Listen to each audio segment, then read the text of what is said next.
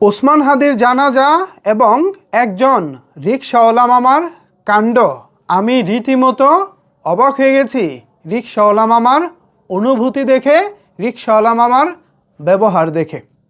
Viewers, আজকে এমন একটি ঘটনা ঘটেছে যেটা আমার হৃদয়ে নাড়া দিয়েছে। আশা করি এই ঘটনাটি শোনার পর আপনাদেরও ভালোই লাগবে।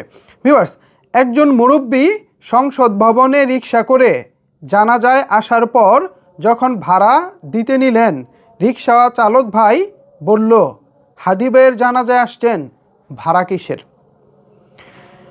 মহব্বতের মানুষটা চলে গেল আমাদের অন্তরে মহব্বত রেখে। চিন্তা করেন রিকশাওয়ালা ভাইয়ের মহব্বতটা কত।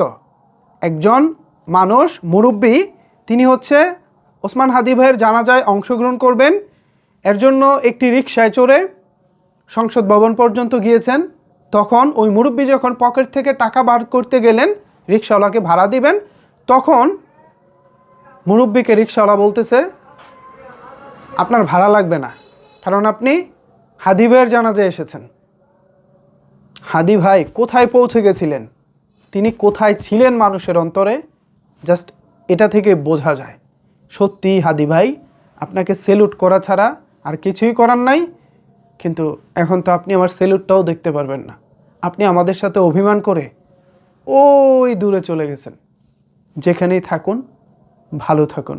আপনার জন্য অফুরন্ত দোয়া এবং ভালোবাসা।